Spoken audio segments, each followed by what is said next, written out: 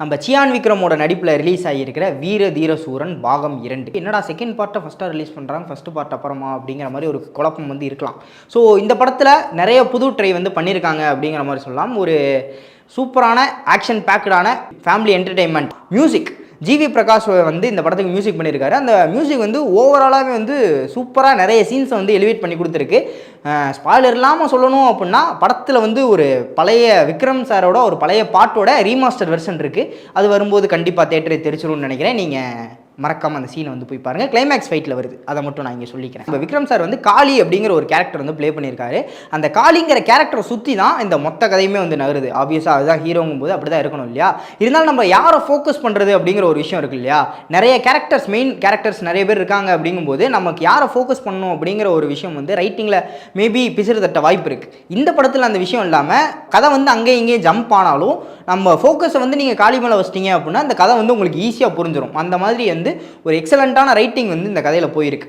அந்த சம்பவம் ஞாபகம் இருக்குல்ல, ஃப்ளாஷ்பேக் போயிட்டு மறுபடியும் முன்னாடி இருக்க சம்பவங்கள் அதெல்லாம் வந்து டைலாக்ஸ்லேயும் சின்ன சின்ன இடங்களில் கூட ஹிண்ட் மாதிரி வச்சுருக்காங்க. ஸோ நீங்கள் ஒரு டைலாகை மிஸ் பண்ணிங்கனாலும் ஒரு பெரிய லிங்க் வந்து நீங்கள் இந்த கதையில் விட்டுறதுக்கான வாய்ப்பு இருக்குது. ஸோ யாரும் படத்துக்கு லேட்டாக போயிடாதீங்க அப்படிங்கிறது என்னுடைய கருத்து.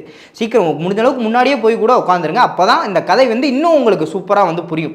இதுக்கு அடுத்து செகண்ட் பார்ட்டுக்கான லீடும் வந்து இந்த படத்துலேயே வந்து கொடுத்துருக்காங்க. எண்டிங்லேயே இல்லை ஒவ்வொரு சின்ன சின்ன டைலாக் மூலமாகவும் செகண்ட் பார்ட்டுக்கான ஹைப்பையும் வந்து இந்த படத்தில் மெருகேற்றிருக்காங்க. முக்கியமாக சொல்ல போனால் ஆக்ஷன், கன் ஃபைட் வேணுமா இல்லை கத்தி ஃபைட் வேணுமா, அந்த மாதிரி ஸ்டண்ட் கோரியோகிராஃபி வந்து ரொம்பவே சூப்பராக ஒர்க் ஆயிருந்துச்சு இந்த படத்தில் அப்படின்னு சொல்லலாம். சாரா விஜயன் இவங்களுக்கு வந்தோம் அப்படின்னா காளி, அவங்க விக்ரம் சாரோட ஒய்ஃப் அந்த ரோல் வந்து ப்ளே பண்ணியிருக்காங்க.